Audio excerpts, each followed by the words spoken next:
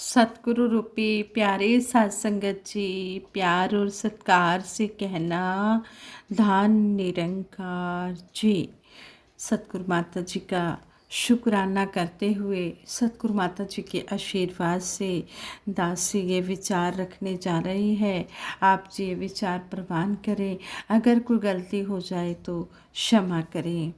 साथ संगत जी, एक गुरसिक के नाते हमें निम्नलिखित बातों की ओर विशेष ध्यान देना चाहिए। हमें सतगुरु ने हमेशा निरंकार को जीवन का आधार बनाने की शिक्षा दी है। हमें प्रभु के साकार रूप के साथ साथ निरंकार रूप से जुड़े, ताकि निरंकार में सतगुरु का विशाल रूप देख सकें और इसे केवल एक शरीर समझने की भूल से बच जाएं। साथ संगत जी, और सतगुरु का आशीर्वाद लेते हुए हम हर काम करते चले जाएं। ऐसे ही एक स्टोरी है, आप जी प्रवान करें। कहते हैं ईश्वर चंद्र विद्यासागर के पिताजी को 3 रुपये मासिक वेतन मिलता था। परिवार बड़ा होने से 3 रुपये में गुजारा ही मुश्किल से होता था। ऐसी स्थिति में बालक ईश्वर चंद्र की पढ़ाई का प्रबंध कैसे हो। पुत्र की पढ़ने की इच्छा और अपनी विवशता देखकर पिता का हृदय भर जाता था। पिता की विवशता देखकर पढ़ाई के लिए ईश्वर चंद्र ने रास्ता निकाल ही लिया। उसने गांव के उन लड़कों को मित्र बनाया जो पढ़ने जाते थे। उनकी पुस्तकों के सहारे उसने अक्षर ज्ञान कर लिया।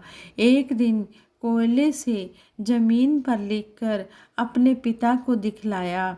ईश्वर चंद्र की विद्या के प्रति लगन देखकर पिता ने तंगी का जीवन जीते हुए भी उसे गांव के स्कूल में एडमिशन दिला दिया। स्कूल की सभी परीक्षाएं ईश्वर चंद्र ने फर्स्ट क्लास में पास की, यानी कि फर्स्ट पोजीशन में पास की। आगे की पढ़ाई शुरू करने में आर्थिक विवशता आगे आ रही थी। धन की कमी उन्हें दिखाई दे रही थी। ईश्वर चंद्र ने स्वयं ही अपना रास्ता बनाया और आगे पढ़ने के लिए माता पिता से, गुरु से आशीर्वाद मांगा। उसने कहा, आप मुझे किसी स्कूल में एडमिशन करा दें, फिर मैं आपसे किसी भी प्रकार का पढ़ाई का कोई भी खर्चा नहीं मांगूंगा। इसके बाद पिता ने ईश्वर चंद्र को कलकत्ता के एक संस्कृत स्कूल में एडमिशन दिला दिया। स्कूल में ईश्वर चंद्र ने प्रतिभा, सेवा और परिश्रम के बल पर शिक्षकों को खुश कर लिया और उसकी ईश्वर चंद्र की फीस माफ़ हो गई। पुस्तकों के, यानी कि बुक्स के लिए उसने अपने फ्रेंड्स को साझेदार बना लिया और पढ़ाई से बचे समय में मजदूरी कर गुजारे का प्रबंध किया। ऐसे कहते हैं कमी में, ऐसे अभावग्रस्त समय में ईश्वर चंद्र ने इतनी मेहनत की कि 19 साल की आयु में पहुँचते पहुँचते उसने व्याकरण, साहित्य, स्मृति और वेद शास्त्र में निपुणता प्राप्त कर ली। यही युवक आगे चलकर ईश्वर चंद्र विद्यासागर के नाम से प्रसिद्ध हुआ। संगत जी, कहने का भाव यही है, जब सतगुरु का सहारा होता है, सतगुरु का आशीर्वाद होता है, अपने पेरेंट्स का आशीर्वाद होता है, तो सारे मुश्किल से मुश्किल काम भी सॉल्व होते चले जाते हैं। जिस तरह इस बच्चे ने अपनी लगन से किस तरह फिर प्रसिद्धि पाई और इनका नाम ईश्वर चंद्र विद्यासागर के नाम से प्रसिद्ध हो गया। इसी तरह हम सभी भी सतगुरु निरंकार साथ संगत माँ का, अपने पेरेंट्स का आशीर्वाद लेते हुए हर प्रॉब्लम को सॉल्व करते चले जाएं और यही आशीर्वाद मांगे कि सच्चे पातशाह जब आप जी हमारे साथ हैं तो फिर हमें किसी बात का भी डर नहीं है। जब गॉड हमारे साथ है फिर डरने की क्या बात है। जब ये परमपिता परमात्मा साथ होता है तो ये सारे काम अपने आप ही करता चला जाता है। हम हर समय निरंकार का आधार लें और गुरमत के अनुसार अपना जीवन जीते चले जाएं। कहते हैं प्रेम, दया, करुणा, क्षमा और मोक्ष का दाता सतगुरु ही होता है, जिसके द्वारा हमें प्रभु का निष्काम व दिव्य प्यार मिलता है। हमें यह भी नहीं भूलना चाहिए कि प्रेम व मुक्ति का अमूल्य उपहार हमें देने के लिए प्रभु अपनी इच्छा से अपना घट चुनता है और जब तक चाहे उस घट से संसार के जीवों को इसका प्रेम मिलता रहता है। यह काम केवल और केवल निरंकार का अपना है। इसमें किसी और के इंटरफियर की कोई गुंजाइश नहीं है। निरंकार का किया सब कुछ पूर्ण होता है। यह बात अलग है कि हमारी बुद्धि में यह बात आसानी से सहजता से आ नहीं पाती। यह ब्रह्मांड हमारी सोच विचार से नहीं बल्कि निरंकार के विधि विधान के अनुसार चलता है। प्रभु के इस विधान के प्रति जितनी जल्दी हमारा समर्पण होगा उतनी जल्दी हमारे अंदर मानसिक शांति आएगी। कई बार इसके किए पर किंतु परंतु करके हम अपना नुकसान ही कर रहे होते हैं। हमें यह सोचना है कि हमसे सतगुरु ने क्या चाहा है। सतगुरु ने चाहा शहंशाह जी वाला मिशन। क्वेश्चन यह है कि क्या मूल अंतर है शहंशाह जी वाले मिशन में और अब वाले समय में। अब वाले मिशन में उत्तर स्पष्ट है कि निरंकार भी यही है, निरंकार का ज्ञान भी यही है, गुरु की विशालता, दया, करुणा भी यही है। यानी कि गुरु पूरा, ज्ञान पूरा, निरंकार भी पूरा है। पूरी यदि साध संगत दरबार भी पूरा है। गुरु की ओर से कोई अंतर नहीं। अब भी मिशन का ध्येय हर इंसान को उसके मूल स्रोत की पहचान कराकर एकत्व में सद्भाव फैलाना ही है। फिर अंतर कहाँ है। मिशन का न तो दर्शन बदला है और न ही विधि विधान बदला है कल और आज में तो केवल गुरसिक का स्वभाव बदला है। आज गुरसिक आधुनिकता के प्रभाव में आकर भौतिकता की दौड़ में पीछे रहने को तैयार नहीं है। बहुमूल्य जीवन का समय व शक्ति रूहानियत की ओर बढ़ने के बजाय दुनियावी पद पदवियों, पदार्थ, इज्जत, मान, शोहरतों, धन दौलत पाने की ओर लगाकर इस अमूल्य जीवन को व्यर्थ कर रहा है। यही कारण है कि कहीं संतुष्टि दिखाई नहीं देती। बाबा जी समझाते थे कि परमात्मा नीड्स को तो पूरा करता है लेकिन ग्रीड्स को पूरा नहीं करता। कितने संतुष्ट रहा करते थे हमारे पुरातन महात्मा, जो शहंशाह जी के इशारों को समझने की शक्ति रखते हुए नाम धन की कमाई करते थे। हमारे बुजुर्ग त्यागी महात्मा थे, परंतु आज नाम धन की कमाई की जगह धन दौलत से नाम कमाने की सोच बढ़ती जा रही है। शहंशाह जी के युग में महापुरुष प्रभु प्राप्ति के लिए गुरु चरणों में आते थे और प्रभु दर्शन करके जीवन धन्य हुआ मानते थे, परंतु आज गुरु चरणों में आने वाले अनेक सज्जन दुनियावी पदार्थों की प्राप्ति को अधिक प्रधानता देने लगे हैं।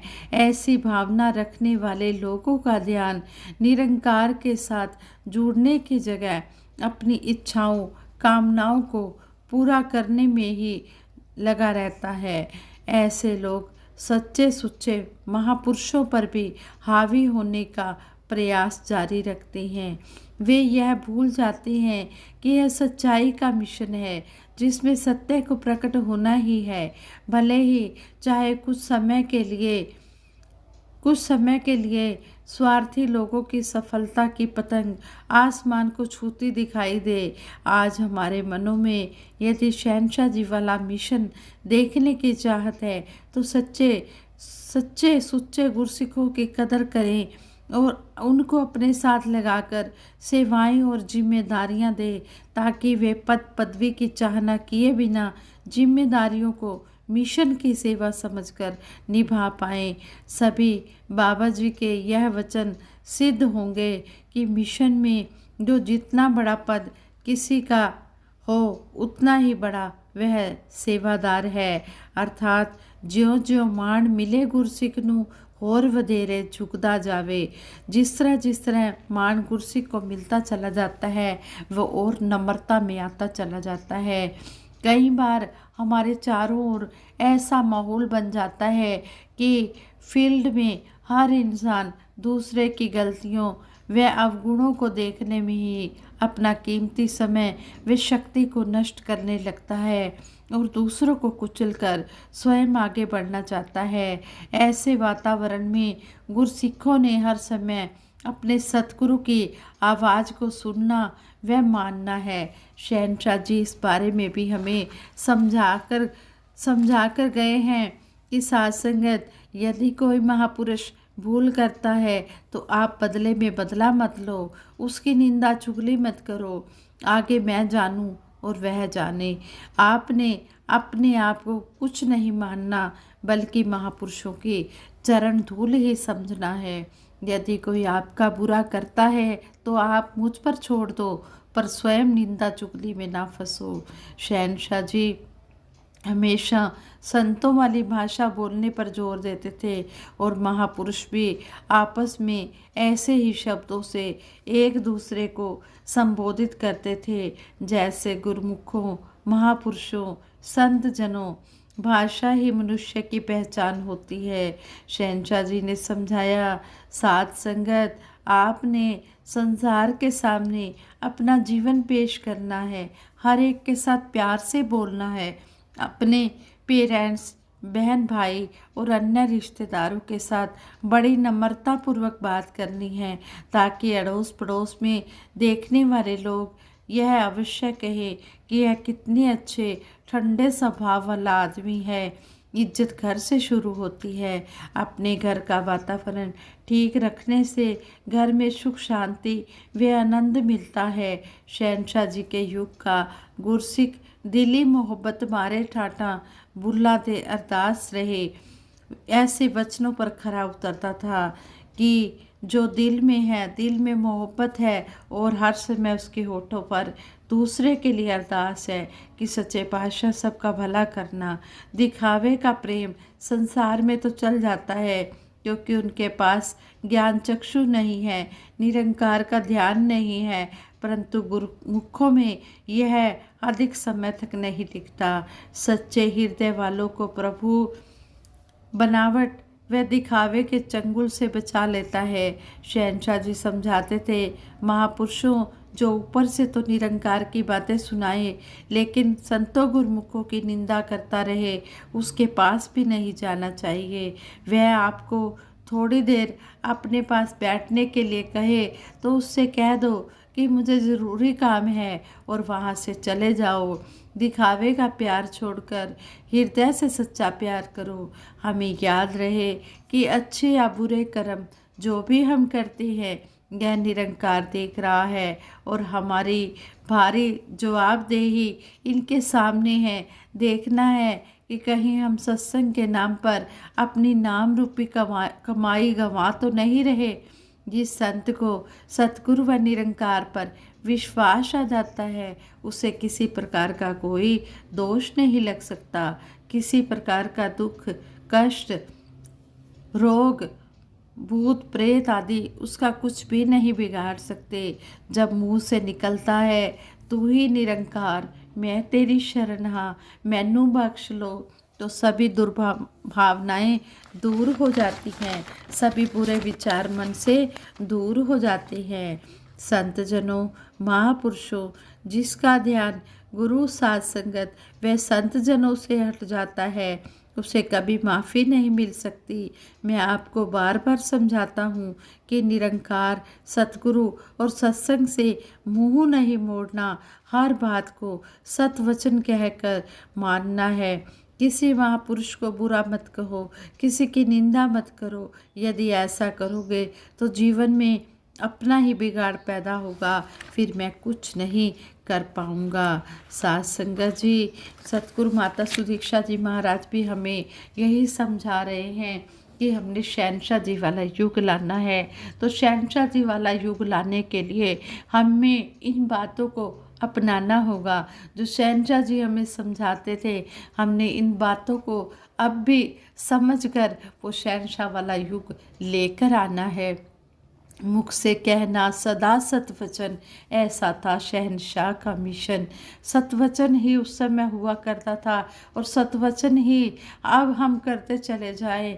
जो हम सुख को लेना चाहते हैं तो हम जो भी आदेश उपदेश सतगुरु के आते हैं उनको हम किंतु परंतु किए बिना हम मानते चले जाएं।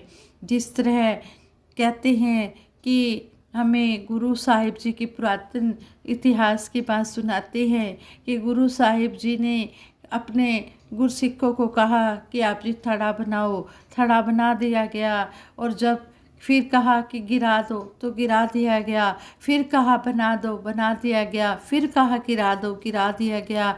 पता नहीं कितनी बार गिराया गया और कितनी बार बनाया गया, लेकिन गुरसिक्खों ने सतवचन ही कहा। उन्होंने एक बार भी ये नहीं कहा कि गुरुजी हमने एक बार बना दिया है फिर गिरा दिया, हम बार बार बनाते और गिराते ही तो नहीं रहेंगे। नहीं, उन्होंने कहा कि जो भी हुक्म आता है हमने मानते चले जाना है। तो गुरु साहिब जी ने अपने गुरसिक्खों से कहा कि मैं बार बार आपको कह रहा हूँ थड़ा बनाओ, और फिर कहता हूँ गिराओ, फिर कहता हूँ बनाओ, लेकिन आप एक बार भी नहीं बोले कि ऐसा क्यों। तो आगे से वो गुरसिख कहते हैं कि हमने तो सतवचन करना है, हमारे गुरु का जो भी आदेश आए हमने उसको मानना है, हमने आदेश की पालना करनी है। हमने ये नहीं देखना कि हमें क्या कहा क्या नहीं, जो भी कहा है हमने उसको मानते चले जाना है। अगर सतगुरु रात को दिन कहे तो हमने दिन कहना है, अगर दिन को रात कहे तो हमने रात कहना है।